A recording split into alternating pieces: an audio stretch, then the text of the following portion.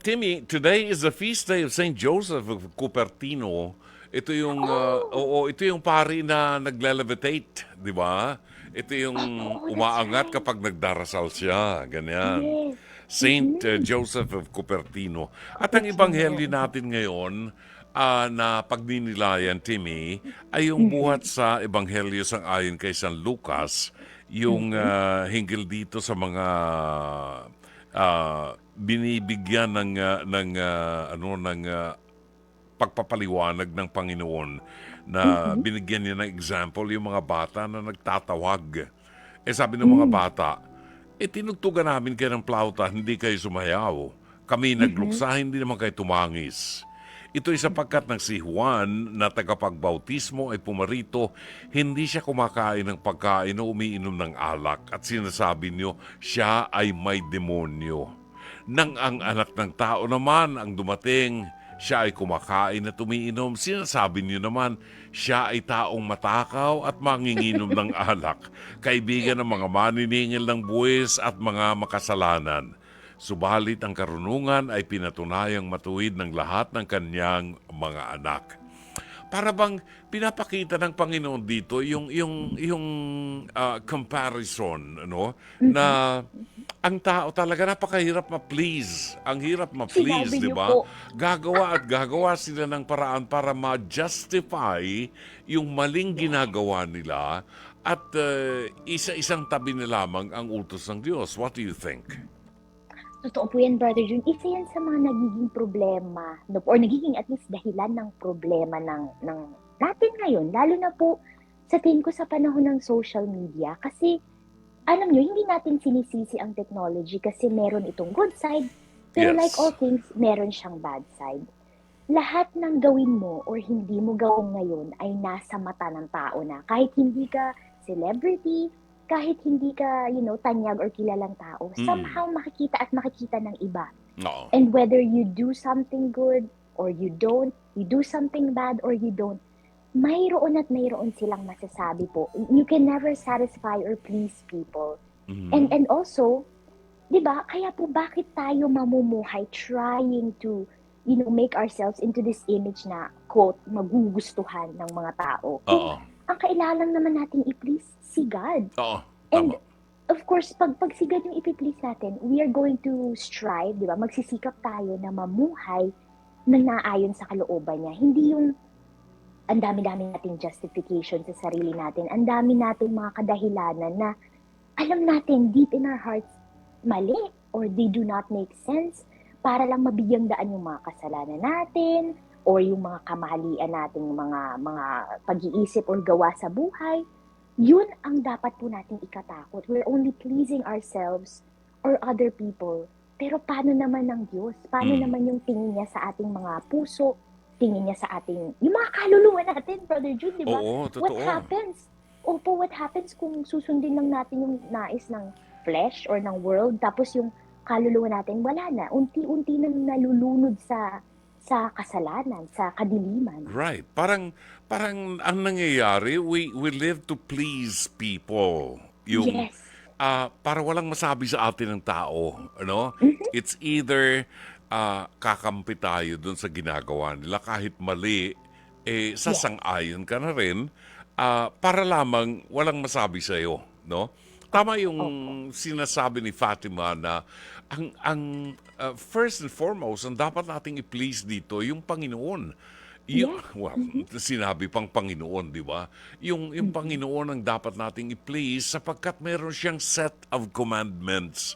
At itong commandments na ito ay ginawa ng Diyos hindi para paglaruan lamang natin, hindi para bigyan lamang natin ng sariling opinyon, kundi ito yung daan para mas madali maging Mm-hmm. madali sa atin na marating ang kanyang kaharian at matugon ang Mm-hmm. tawag ng Panginoon. Ang nangyayari, Fatima, gagawa ng Opo. kasalanan ng tao, mamumuhay ng immoral, and Mm-hmm. ito ay madalas na nababasa natin sa social media. Mm-hmm. Mamumuhay ng immoral pagkatapos pagka napuna mo dahil hindi umaayon sa batas ng Diyos, hindi Mm-hmm. umaayon sa utos ng Diyos, papansinin mo at Mhm. paaalalahanan mo. Pero pag Mhm. sumagot, ang itutugon sa'yo, nagbabanal-banalan ka, wala ka bang kasalanan, di ba? Wala ka bang kasalanan na dapat Mhm, pagtuunan mo ng mhm. pansin muna. Ibig sabihin, wag mo na kaming pansinin. Gagawin Mhm. namin Huwag ang gusto namin, pakialaman. wag mo kaming pakialaman. Yung buhay Mhm. mo ang pakialaman mo, kahit mali ang ginagawa namin, sa palagay namin tama yun. So, nawawala Mhm. na nga talaga ang Diyos. And that's why, nabanggit ng Panginoon itong si Juan Bautista.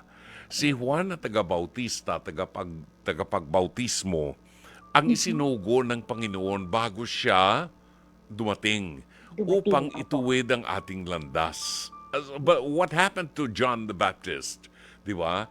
Mhm. Ginawa ni Juan Bautista ang pagkakalat at pagpapahayag ng kaharian ng Diyos na kahit si Herodes na kumikilala kay Juan na isang paham, Oh. pinunan niya ang kanyang pakikisama ni Herodes kay Herodias na asawa Mhm. ng kanyang kapatid. Di ba?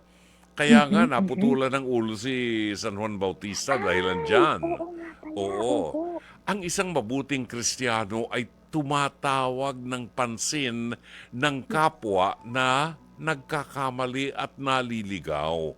That is Mhm. why may isang parabulo ang Panginoon na hindi ba nga ang isang shepherd, a good shepherd, Yes, iniiwan ng opo. 99 na mga tupa na kanyang kasama at Mhm. hahanapin ng isang nawawala. Kasi may Yes. tungkulin tayo, Fatima, di ba? Na Opo. ipahayag ang katotohanan kahit masakit, kinakailangang ipahayag natin. Yes, tungkulin po natin bilang Kristiyano na kahit pa, ano man ang sabihin ng mundo or alam mo yun, 'di ba, figuratively, pugutan man nila tayo ng ulo at kung ano-ano na yung sabihin nila sa atin.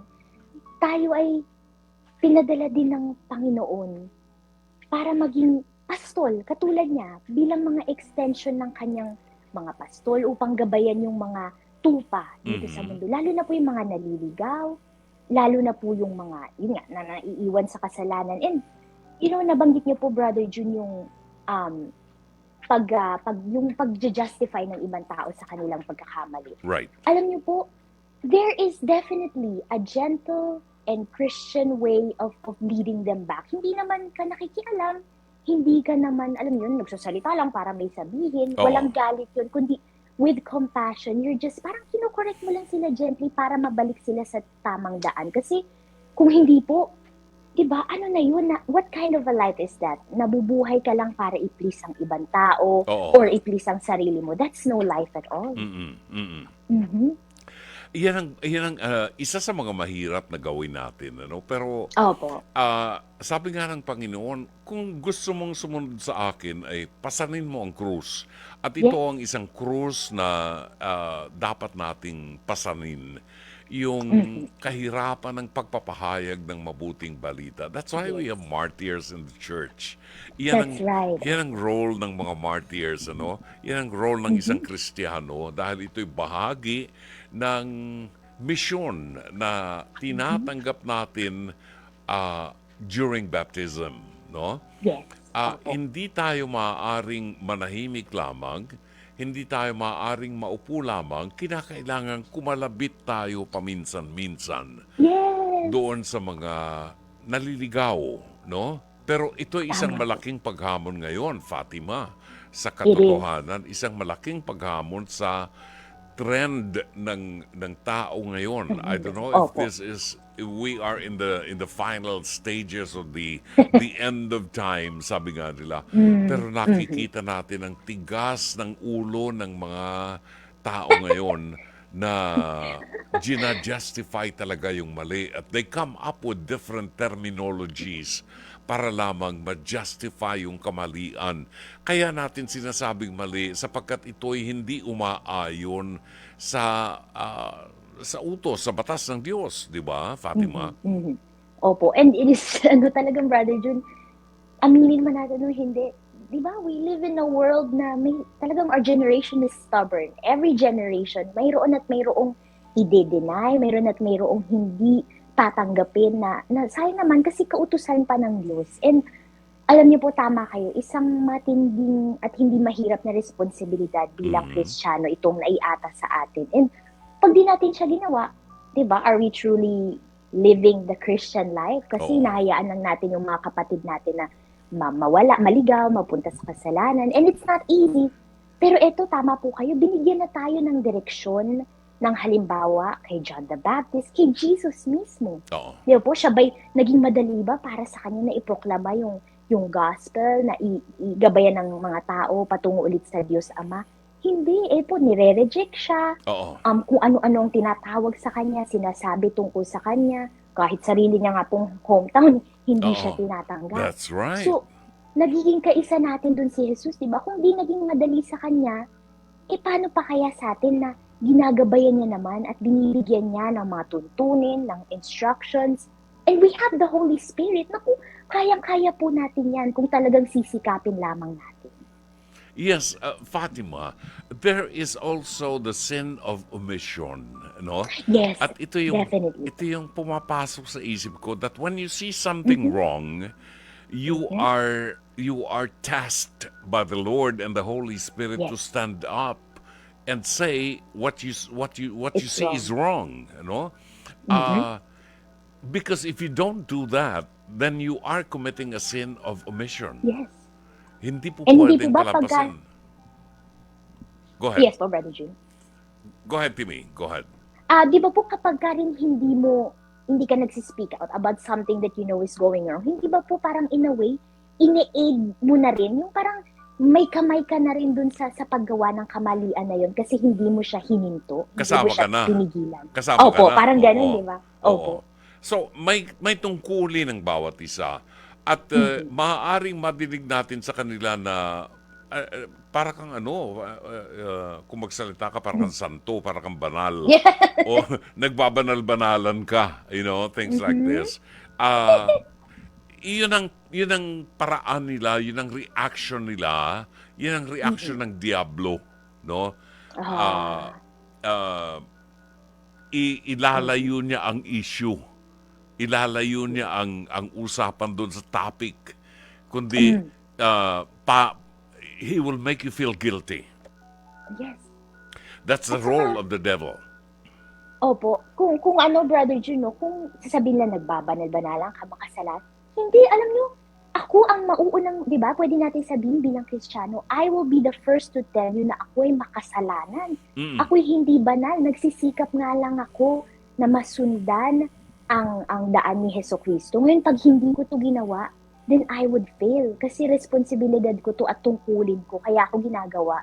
Oo. Hindi para sa sarili ko, hindi para maging, yung holier than thou. Naku, ayaw ni Jesus yan. Oo. Kundi para magabayan din lahat tayo mag-grow, into holiness, into purity.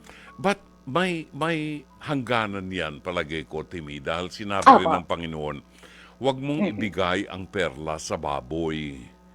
Kasi Oh. hindi alam ng baboy ang halaga ng perlas.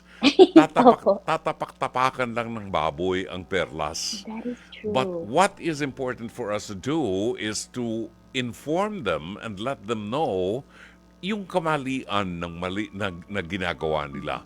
Yun ay tungkulin natin bilang isang mabuting Kristiyano at kasama sa misyon natin yun nung tayo ay binyagan na Binyagan. nakikiisa tayo sa pagkapari, sa pagkahari ni Kristo at sa pagkapropeta niya. At dahilan doon, tayo ay nagpapahayag ng katotohanan.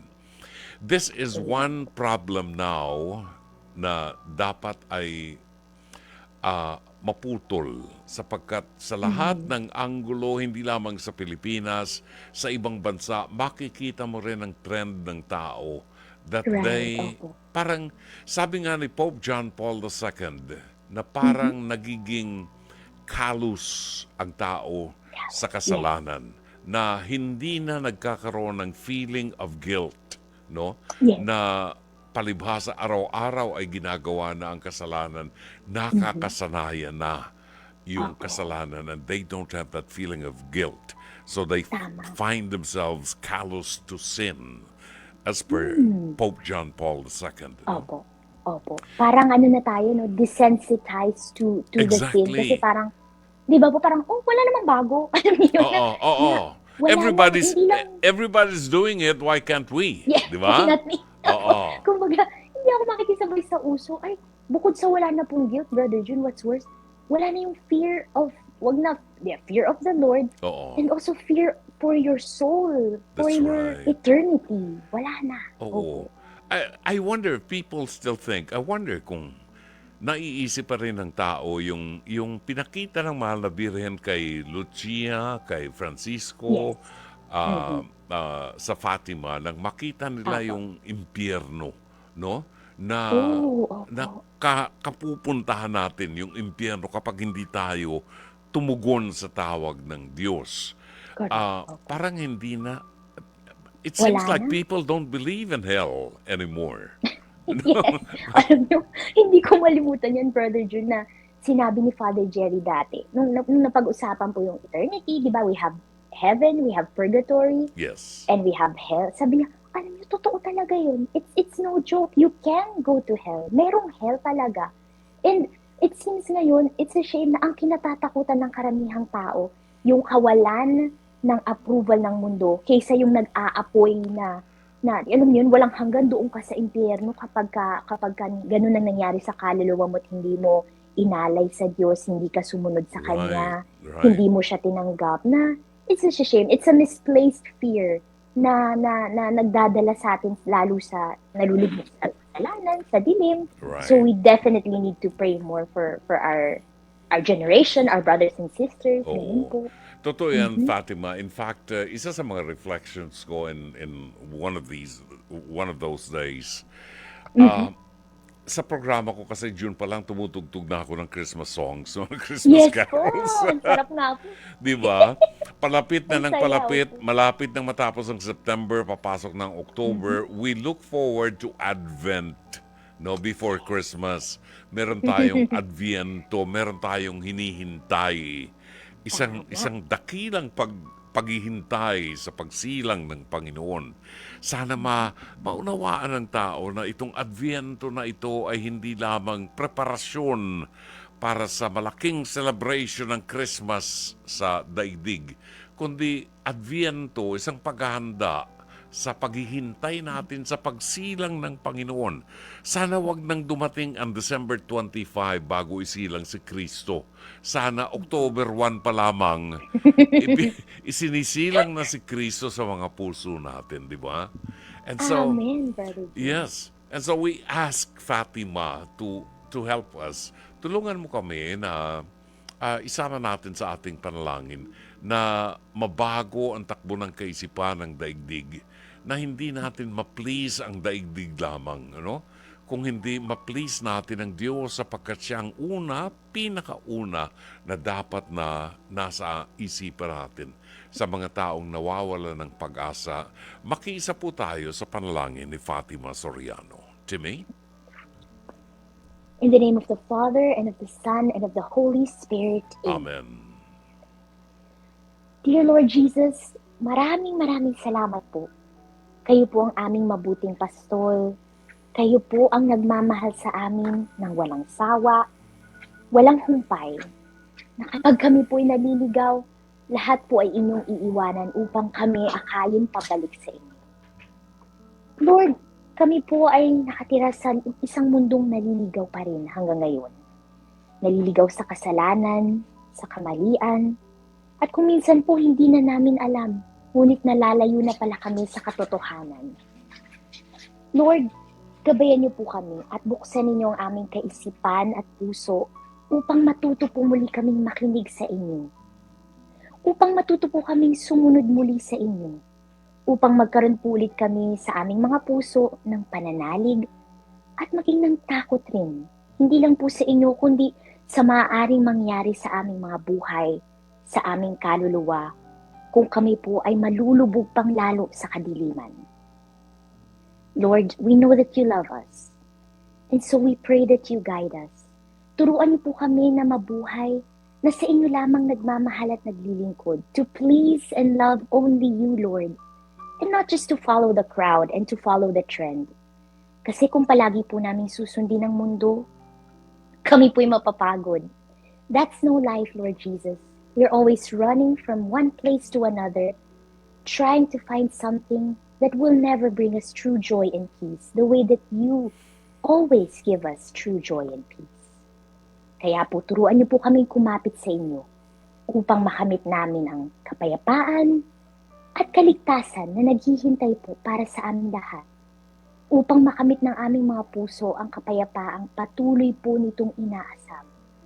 Upang araw-araw, maisilang po kayo sa aming mga puso, sa aming mga buhay, at maisalarawan din namin ang inyong mukha at ang inyong pagmamahal sa aming mga kapatid. Amen. Amen. Maraming salamat, Fatima. Thank you so Thank you po, much. Brother June. And we hope to see you again next week sa ating Yes po. programa. Maraming Looking forward to salamat. it And po. send my regards to the whole family.